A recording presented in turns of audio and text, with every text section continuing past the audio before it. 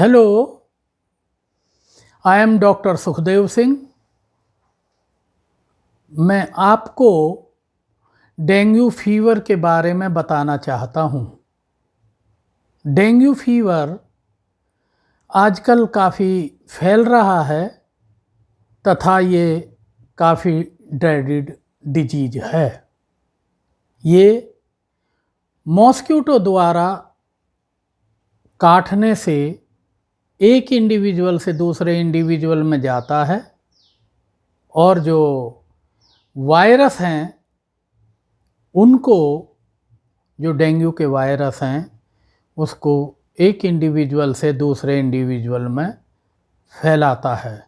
इस तरीके से ये डिजीज एक पर्सन से दूसरे पर्सन में स्प्रेड होती है। मॉस्किटो बाइट के द्वारा ये इंडिविजुअल टू इंडिविजुअल जाती है। डेंगू वायरस है और डेंगू वायरस 4 तरह का होता है।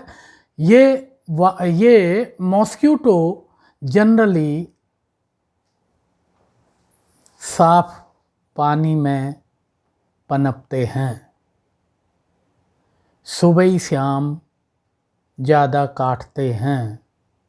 वैसे तो ये पूरे दिन ही काटते हैं, लेकिन फिर भी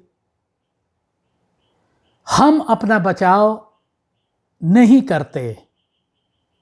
फुल स्लीव कपड़े नहीं पहनते, मॉस्किटो नेट नहीं लगाते तथा यदि एक इंडिविजुअल को डेंगू फीवर हो जाता है तो उससे हम बचाव नहीं करते और उसको आइसोलेशन में नहीं रखते। इसका जो इंक्यूबेशन पीरियड है वो 7 से 9 दिन का है। इसलिए इस बीमारी का यदि सिम्टोमेटिक इलाज किया जाए तो 7 से 9 दिन में ठीक हो जाती है। जो ये वायरस है इसकी 4 टाइप्स हैं, 1, 2, 3, 4, और हर एक टाइप कम से कम 7 से 9 दिन तक अपना इफेक्ट पेशेंट पर डालती है। इसलिए यदि 4 के 4 कीटाणुओं से जो टाइप्स मैंने बताई इन्फेक्टेड हो जाए पर्सन, तो कम से कम वो इंडिविजुअल 1 महीने तक बीमार रह सकता है। सिम्टम्स इसके फीवर इंडिविजुअल को होता है, और यदि ब्लड में वाइट सेल की कमी हो जाए तो इन्फेक्शन भी हो सकता है।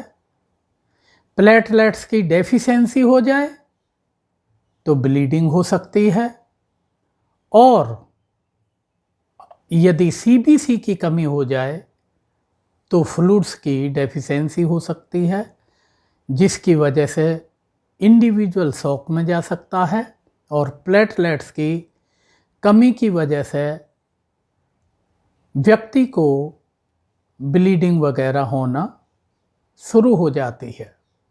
ब्लीडिंग को कंट्रोल करने के लिए हम ब्लड की जांच करते हैं।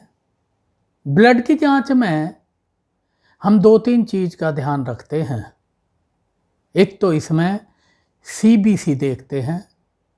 सीबीसी के अंतर्गत mainly white blood cells, platelets along with CBC पर ध्यान रखते हैं।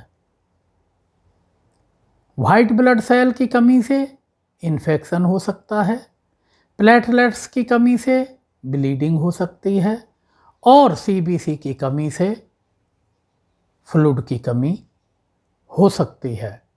नॉट ओनली दिस, हम अदर इन्वेस्टिगेशन इसकी पहचान करने के लिए भी हम ब्लड से कर सकते हैं। इसके जो टेस्ट हैं, एक टेस्ट है NS1, एक टेस्ट है IgM, IgG एंड RT-PCR। ये सब टेस्ट होने के बाद हम थोड़ा सा इंडिविजुअल की देखभाल इतने अच्छे तरीके से करनी चाहिए हमको कि वो शॉक में ना जाए, किसी ब्लीडिंग में ना जाए और कोई सांस की परेशानी, हार्ट की परेशानी, लीवर की कोई परेशानी की वजह से कुछ और बीमारी ना हो, तथा उसको ब्रेन का इन्वॉल्वमेंट होने से भी कोई परेशानी ना हो। इसलिए हम इस बीमारी को बड़ा सीरियसली लेते हैं और इस पर ध्यान रखते हैं और हॉस्पिटलाइज कर देते हैं। यदि क्रिटिकल कंडीशन, जैसा कि मैंने बताया, प्लेटलेट जैसी 20,000 से नीचे पहुंच जाएं या WBC 5,000 से नीचे पहुंच जाएं या CBC 20% से ऊपर पहुंच जाएं, तो ये क्राइटेरिया है हमको पेशेंट की सीरियसनेस देखने के लिए। ट्रीटमेंट के लिए इसके लिए कोई एंटीवायरल ड्रग नहीं है, सीधा सिंपल पैरासीटामोल देते हैं और उसका जो फ्लूइड लेवल है उसको मेंटेन रखते हैं।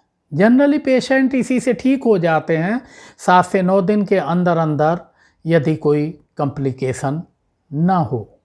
कंट्रोल के लिए, जैसा कि हमने आपको बताया, पेशेंट को आइसोलेट कर देते हैं, जिससे कि डेंगू फीवर का या डेंगू वायरस जो मॉस्किटो, एडीज मॉस्किटो द्वारा जो फैलता है, ये मच्छर पेशेंट को काटकर किसी दूसरे पेशेंट में न फैलाए।